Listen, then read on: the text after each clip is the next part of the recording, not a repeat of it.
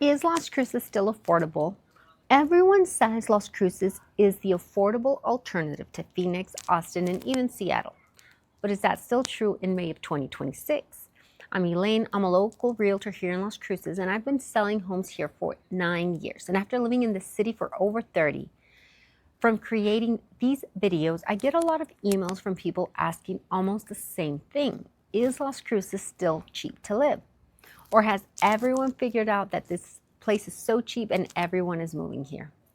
No, not yet, guys. We're good, okay?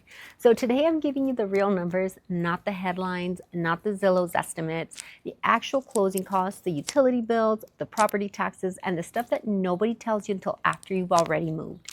And if you're doing your research before making a decision, this video is for you. So let's talk housing, what your money actually buys. Let's start with that, because that's what everyone asks first. The current median home price here in Las Cruces is right around $320,000 to roughly about $340,000. Now, before you say that's not cheap anymore, because it's not, let me show you what that actually gets you here versus what you're coming from. So at $320,000 here in Las Cruces, you're looking for a solid 3-bedroom, 2-bath home in a good neighborhood. Could be a little bit of a fixer-upper in an area like Mesilla Park, a home with good bones, established streets, room to build equity. Or you could even get a move-in ready home here in the Sonoma Ranch area where I live for about right around that price. Now, compare that to what $320,000 gets you in the markets some of my leads are coming in from, in the Seattle, the Bay Area. That's maybe a 1-bedroom condo with HOA fees that'll make your eyes water. Now, in parts of Florida right now, you might find a house, but then your insurance quotes come in and you almost fall out of your chair. Speaking of which, if you're coming from California, you already know this math. You can sell a house out there for $900,000, and then you come out here and you buy something for $320,000, $350,000, and you still have quite a bit of cash left over. And that's not just affordable, that's sort of a financial reset. And property taxes here are much, much lower. And here's something that's actually working in your favor right now. Homes in Las Cruces are sitting on the market for an average of 77 days. So for buyers, that means you have time to come, fly in, look at houses with me, sleep on it, and still negotiate instead of writing love letters and trying to waive inspections just to win a wedding board. That window will not stay open for forever, but right now, because rates aren't exactly just falling down, houses are staying on the market, so we have a little bit of room to negotiate. All right, let's talk about the things that catch people off guard. And I mean that in a good way, because most of my out-of-state clients are pleasantly surprised that property taxes here in Doña Ana County are roughly 0.77 to maybe a 1% of the property's market value.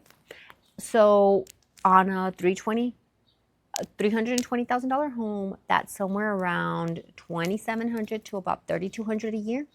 Broken down monthly, $225, $250, $260 added to your mortgage payment. Now, if you're coming from Texas, and yes, I know Texas has no state income tax, which sounds great, but your property taxes rate there is often 2.5%, 3%.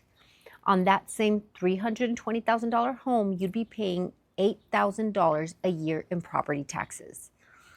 And that's over $4,000 difference every single year for retirees on a fixed income. That math matters a lot. I mean, do I hear horror stories about people taking out just loans just to pay their property taxes? It's kind of a nightmare. Now, New Mexico does have a state income tax. The top rate is roughly about 5.9%, but if you're a retiree coming from California, you were probably paying upwards of 13%. So the moment that you establish residency here, your tax picture changes significantly. And if you're anywhere in the Washington state area, there's no income tax there, but your sales tax and cost of living are eating you alive in other ways. Let's talk utilities, because here's when it really gets interesting for that May and June, specifically as we're headed into the hot season. Okay, so El Paso Electric is a company that we use here for our electrical services. And in most of Las Cruces, the rate is approximately 13 cents per kilowatt. And that's about 34% below the national average. But here's what I want you to understand about summer electric bills here, because this is something nobody warns you about. There is a big difference between a home with a swamp cooler and a home with refrigerated air, what the rest of the country calls central air conditioning. A swamp cooler is cheap to run. You might see a $150 electric bill in July, but it only works well when humidity is low. And we do get a monsoon season here in July and August. A home with refrigerated air is going to run you about $250 to $300 or more in the peak summer months. That's still often lower than what people pay in Phoenix or Las Vegas or Yuma, but it's not $80 a month either. So when you're buying a home here, ask specifically what the cooling system is, because it really does matter. Gas prices in New Mexico are currently running about 15 cents lower than the national averages as well. Small things, but those small things add up in over a year. Water is relatively affordable here, though. I'll be honest, water is something we take seriously in the desert, and rates have increased a little bit, so budget for it. Don't ignore it. By the way, guys, I do send out a weekly newsletter, so if you want to subscribe to that, it's a little bit of Las Cruces, a little bit of real estate, and a little bit about me. So if you're seriously considering about moving to Las Cruces and you want to get idea of the things that we do here, what the market looks like, and to see what your favorite realtor is up to, please subscribe. I'll link it in the bottom. And like I said, weekly, don't hold me to it because I have a 1-year-old. But I do try to keep up with it, okay? So let's get back to it. So let me tell you why people from very different states are landing in the same place, which is here, Las Cruces. I have people from California calling me, people from Seattle, people from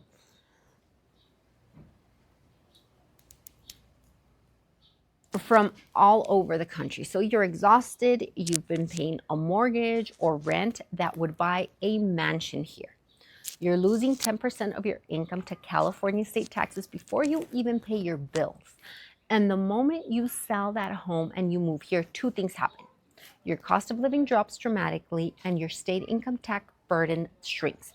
I've had clients from San Diego who bought here cash and still had quite a bit of money left over from the sale of their house.